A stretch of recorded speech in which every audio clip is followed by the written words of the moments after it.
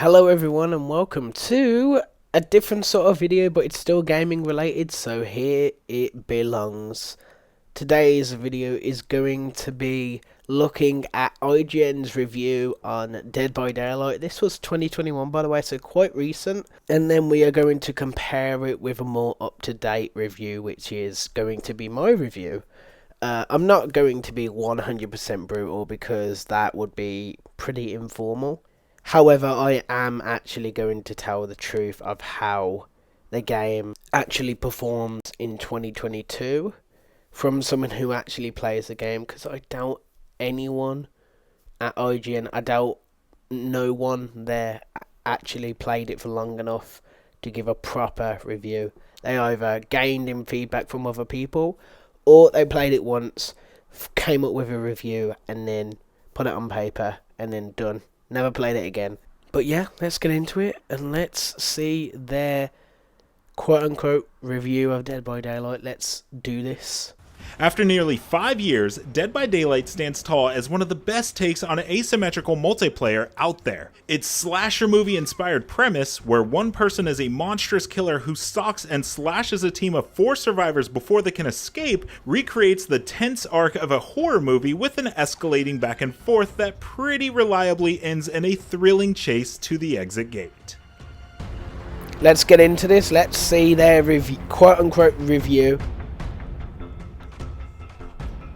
Dead by Daylight is, in a sense, 2 very different game modes happening at the same time. For the 4 survivors, it's an exercise in stealth and teamwork where they must find and fix 5 power generators, then open an exit and escape. Let me just stop the you there. killer, meanwhile, has to catch the survivor. Dead by Daylight is not stealth. You know, no survivor's stealthy in this game. It's just there's no stealth going on. And put them on hooks to sacrifice them. And even though the killer is faster and the survivors can't fight back, having 4 survivors roaming around means there's always opportunities for the team to make progress if they play it smart. Do you hear that? As a survivor, if you're they play skulking it around smart, if they play it smart, he didn't say use dead hard every single time that you fuck up. He said if you play it smart. I just wanted to make sure that you heard that. Coordinated third-person stealth mission. Most tasks, like fixing generators, come down to holding a single button and hitting random timed minigames, which sounds simple except for the fact that the killer could jump on you at any moment. There's a lot of nuance to staying one step ahead that can only work when you're coordinating with your team and upgrading your character with perks. So even though you can play by matchmaking with random groups, it's not as fun that way. Also, even though there's a healthy population of people playing, matchmaking almost always takes at least a few minutes, which makes it hard to pop in for one quick game. Anyway, as one of 23 killer characters, you're storming around the map in first person, looking around to snatch up survivors, or at least keep them from making progress. Even if you know where they all are, you can't be in 4 places at once, so you're playing a game of spinning plates to defend the generators. How you keep those plates spinning depends on what kind of killer you choose. Each one has some unique traits that push you to use them in specific ways. The Doctor, for example, can infect survivors with madness that make them randomly see things that aren't there. Every ability comes with drawbacks too. The Wraith, who turns invisible, has to ring a bell to reappear before attacking. The nuances of each killer, good and bad, create a set of rules within each match that are not unlike the interior mythology for killers in a slasher movie. The differences between the 2 game modes creates a give-and-take relationship between the 2 sides. Most killer characters will win a plain old chase in a straight line, but they're less agile and their first-person How the perspective fuck do you miss their that? view. All of that gives survivors a chance to evade a killing blow and get out of sight. At the same time, both modes feel at home together because they share a common adversity, tension formed through heightened time pressure. For the survivors, finishing generators quickly and efficiently is the best defense against a killer who wants to get in your way. For the killer, it's on you to move fast and disrupt as many actions as possible to prevent them from fixing the generators. It makes simple, often mundane mechanics feel extraordinarily intense and creates real, gameplay-based reasons for some of those confounding moments in a horror movie, like when a killer might simply give up on a chase when a kill seems inevitable. The ping-ponging systems inject a tremendous amount of variation into what should be a fairly repetitive game on paper. The main factor is the customizable character perks that give killers and survivors unique advantages. But there are also some things like an escape hatch that appears... idea. I wouldn't call them unique, I'd probably call them game-changing. It's weird how one perk can gain like another 3 minutes to a chase near the end of a match and lets the last player get out quickly if they can find it.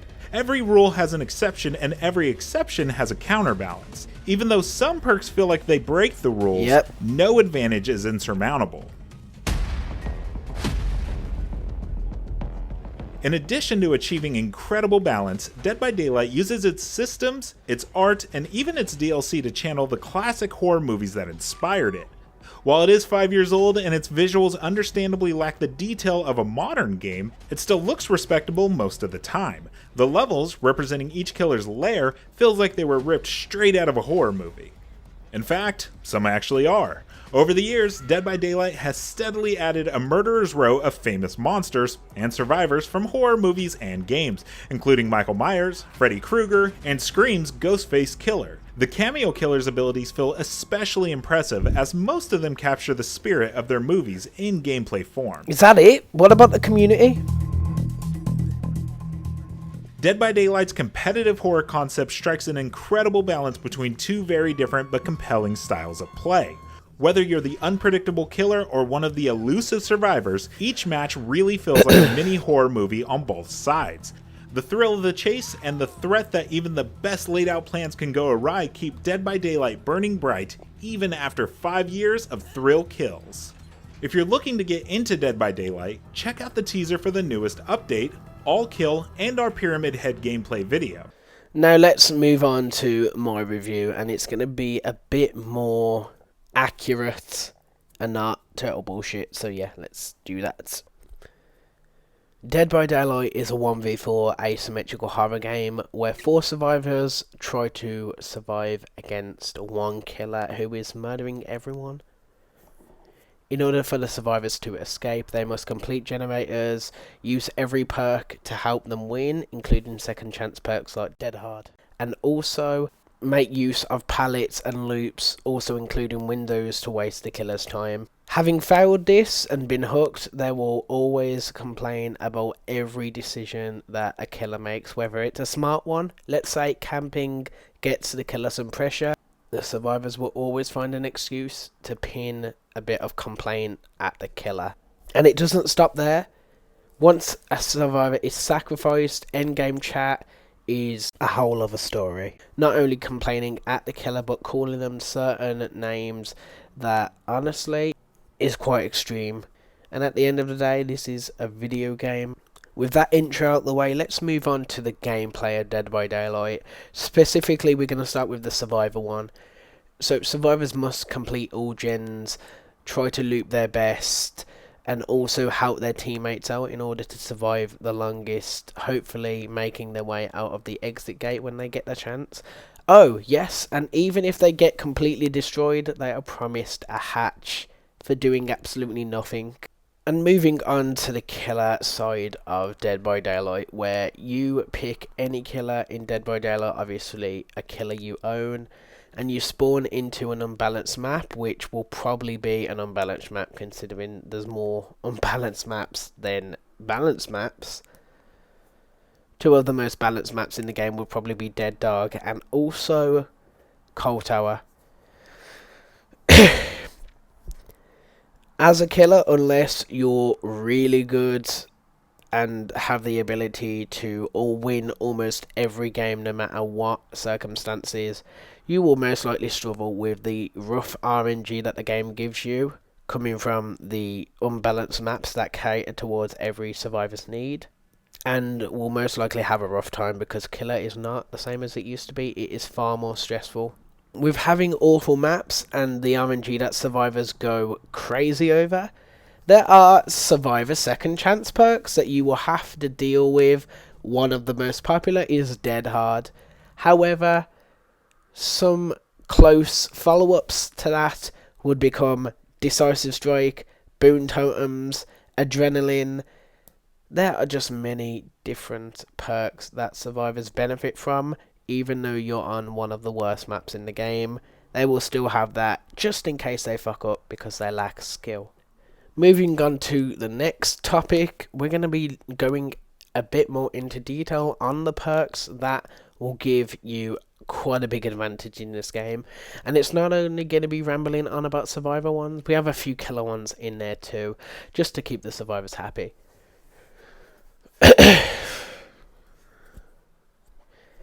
So, let's start with some killer perks. Hex Ruin is not really a favourite of survivors, and some killers as well, considering Hex Ruin will make generators regress as soon as survivors start working on them, and over time the progress will go down. Now, my personal opinion, I barely run Hex Ruin. I run different perks rather than Hex Ruin. However, if I do want to run Hex Ruin, it will most likely be for an experiment to see how my perks will change the game. Another perk is Noed, which honestly, this perk isn't really that good anyway, considering it only activates at endgame. And in order to deactivate it, all you have to do is cleanse all totems before endgame or cleanse the Hex totem at endgame. A new perk coming out of the shadows that actually has been very powerful since the artist. Scourge Hook Pain Resonance, where a killer will have the ability to hook a survivor on one of the 4 Scourge Hooks. They are highlighted in white and they sparkle all of that shit. Once the survivor is hooked on one of these hooks, a random generator at a time will spark up and lose quite a bit of progress. I think it's like about 16% or something like that. However, if a survivor happens to be on the exact generator, it will reveal their location to the killer for a brief moment, while also regressing the gen that the survivor is working on. Now let's move on to the survivors perks. We have a few. By gosh, we have a few. So let's do it. So we're going to start off with Decisive Strike, a perk that is used to get a second chance. Decisive Strike works when being unhooked, and the way to activate it is as soon as a killer picks you up. Even if you haven't been tunneled, I do want to stress this. Even if, let's say, you have had enough time to being healed by your teammate, and then let's say the killer goes for someone else, and then comes back to you, and you still have a few more seconds remaining. Apparently, in the survivors world, that is considered tunneling. Yeah, you still get to use your Decisive Strike, which stuns the killer for 5 seconds. Which, at the end of the day, I do want to give a little message to my killer mains. Just take the 5-second stun. Because let's say if you wait on the survivor to lose their D-Strike while they're on the ground, that's 60 seconds are gone. So would you rather take 4-second stun, or 5-second stun, or wait 60 seconds and lose all of that progress? Moving on to the next perk. You guessed it, Dead Hard. Dead Hard is a perk that grants you an active ability button when injured. As soon as you become injured, the perk activates, which gives the survivor the option to gain more distance whenever the killer is very close to them. This distance can honestly benefit the survivor and change the whole outcome of the game entirely. Let's say if a killer is about to down a survivor, maybe put them on a Scourge Hook, Dead Hard is there for you. And that's why it's so popular, and hopefully they change it, because I'm pretty sure they will change it within the upcoming mid-chapter patch. But what happens is a survivor will use Dead Hard, let's say to use it to a pallet or a window, or even use it to get out of the exit gate. It has a huge beneficial factor towards a survivor that can lose the killer a whole lot of progress, and is the strongest survivor perk in the game. Don't at me, because you know it's true. Why do you run in every game? Something that IGN didn't mention, which is the next topic, is the community, because you need to talk about the community. it's one of the most important things. The Dead by Daylight community, I would probably guess that maybe 50% of people are wholesome and actually are having fun in the game. However, the others are just fucking awful. This is a game unlike no other where if you play a certain way, you will get so much harassment, including in-game chat harassment that can take place on multiple social media platforms. Harassment including racial slurs, homophobia, sexism, let's say, stuff like that. All because a survivor lost a video game. And it is mostly the survivors that do this. We can't pretend that it's not. Survivors are mostly the cause of this, with, killers do it, but it's a lesser chance of it. It is very strange that, it is very strange that people will go to such lengths to harass someone over a video game, even though they lose, or even win, they still do it. A bit more of the community that includes hackers, which Dead by Daylight after 6 years has not done anything about. But, that only just now they're thinking of ways to counter that. Hackers can literally harass someone by holding them hostage in the game for God knows how long. I've seen people do it for hours and hours. But the worst thing about some of them is that they are just as worse as a lot of the salty survivors or salty killers that are actually in the community. Some of them, by one of the names were King No Cheats. He was someone who recorded themselves hacking, and one of the funny things is he tried to attack someone but still missed with hacks, which, yeah. He also had a very racial profile picture and talked to people like shit endgame. He also used a lot of racial slurs. And yeah, that's enough of the community topic. And I feel like that's enough of this review. Now, in conclusion, Dead by Daylight, can it be fun? Yes. Can it be fun for Survivor? Oh yes. Can it be fun for Killer? Sometimes. It's a very unique graphical design, plus the gameplay is fun from time to time, and also the lore is quite impressive as well.